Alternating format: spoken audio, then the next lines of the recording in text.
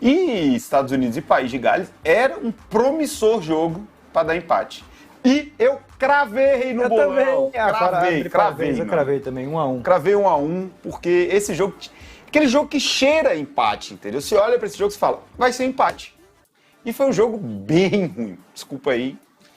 O palavreado sincero. Acho que os Estados Unidos têm mostrado evolução, né? A Major Soccer League. Talvez a maior seleção da história a melhor seleção da história dos Estados Unidos seja essa. Com certeza. Concordo. E eu acho assim, eu fui me dar conta que existia uma seleção de futebol dos Estados Unidos em 94, tinha aquele cara da barbicha lá, o Alex Lalas, é Lalas? A produção vai conferir pra mim, mas eu acho que era. E foi a Copa do Mundo, que foi a Copa do Mundo dos Estados Unidos, né? Enfim, foi bem disputado e tudo. O Brasil fez uma oitava de final, Leonardo expulso, gol espírita do Bebeto, aquela coisa toda. E aí hoje os Estados Unidos têm evoluído muito. Eu acho que a Major Soccer League tem feito bem ao futebol dos Estados Unidos, porque leva estrangeiros, evolui o nível dos jogadores. Tem jogadores da seleção dos Estados Unidos que jogam nas principais ligas europeias. A grande parte da seleção dos Estados Unidos não joga nos Estados Unidos. Isso. E o grande nome é do Chelsea, então tipo, você vê uma grande evolução. Também temos, e hoje inclusive no empate, o gol do Timothy ele tem 23 anos, é um bom jogador. Lembrar quem ele é. Ele é filho do George Weah, que foi eleito melhor do mundo em 1995. Então tem uma evolução aí muito grande e eu acho muito bacana, assim. Mas ainda você vê que não... É porque é um jogo de duas seleções que primam pela força física, muito pelo contato, é um jogo de muito contato. Então, inclusive o pênalti bem burro, aquele pênalti, né? Assim, pra falta de uma expressão melhor. Posso pedir pra colocar um comentário no... Pode, claro. Coloca o do Garzon aí, por favor, do Matheus Garzon. Aí vai baixar o nível da live, né? Esculhambou. Pode botar. Cara, eu acho, igual você falou, eu achei pênalti. Bem pênalti. Mas foi um pênalti muito infantil.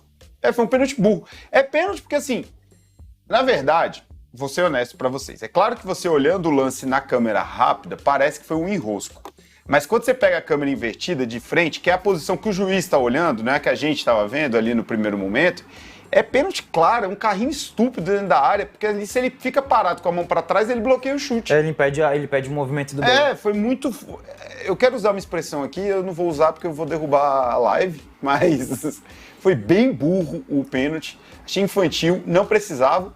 E acabou sendo uma das poucas chances que o País de Gales criou, assim. Teve uma boa defesa do goleiro dos Estados Unidos. Rodava muito a bola, né? Abria muito o jogo, mas não conseguia finalizar. Me lembrando o São Paulo.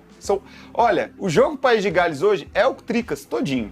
Vocês ficam aí. Inclusive, o nosso querido Rafa ali de esportes, ele fez um seguinte comentário hoje.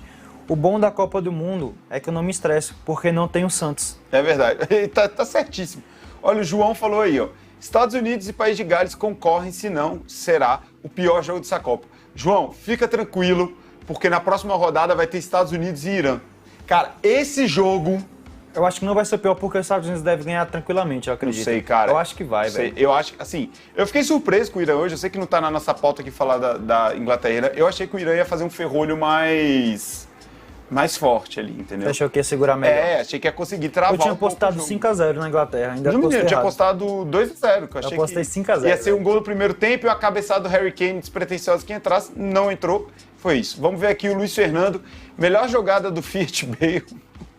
Coitado do Gareth Bale. É porque a gente está falando que depois que ele foi para os Estados Unidos, ele não tem mais aquele vigor físico que ele tinha anteriormente. Fiat Bale. E aí eu tava brincando que se ele foi o Fiat Bale, ele colocou aqueles R$20 só para chegar em casa, o carro tá na reserva, ele colocou os R$20, chegou em casa e fez gol de pênalti. Verdade, olha lá.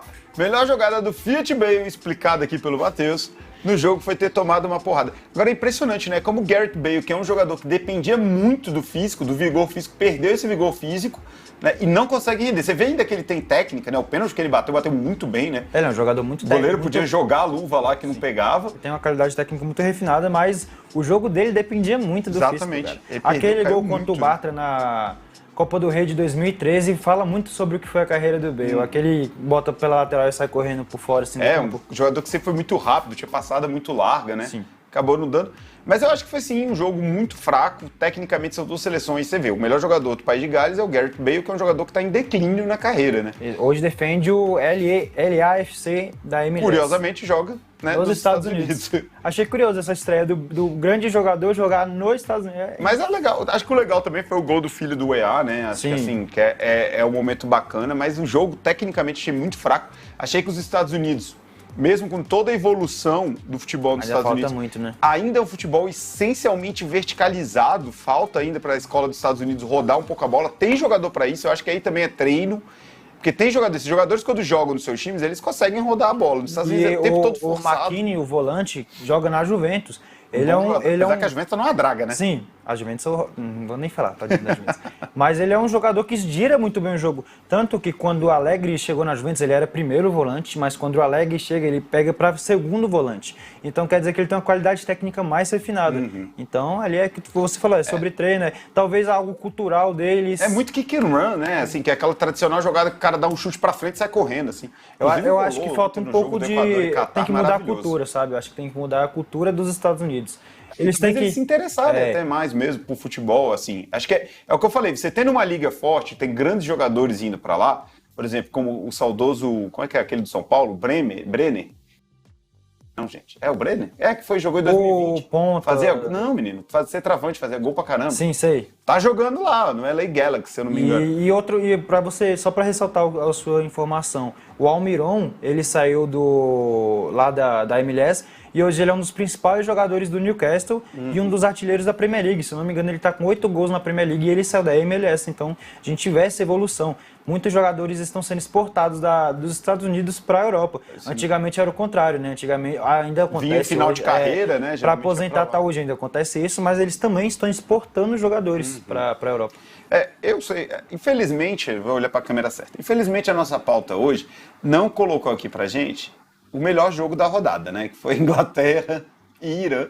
Apesar que assim, placar bailarino, Inglaterra lá amassou. E o que me impressionou, eu trouxe esse jogo aqui pra gente falar rapidamente, porque o que me impressionou desse jogo é que assim, a Inglaterra, pelo menos na minha avaliação, não tem nenhum craque. Agora, é um time de bons jogadores, todos muito competentes, e eles jogam num nível de competição tão alto que hoje contra o Irã parecia, bicho, um jogo de profissional contra amador. Sim. É impressionante o que eu vi ali. Foi um massacre. A Inglaterra foi atropelando no rolo compressor. Olha aí o Nicolau. Nicolau tá comigo, hein? Isso aí, Nicolau. É a Dinamáquina. Dinamáquina vai impressionar. E tô falando aqui, segunda rodada. Eu acho que a Dinamáquina chega, ao menos, até uma quarta, aí se bobear, belisca uma semi. Imagina uma final, Brasil e Dinamáquina, dá? Pô, seria maravilhoso pra gente, dá? Né? Pra Dinamarca, acho que não. Não. Não, pelo cruzamento. Cruzamento?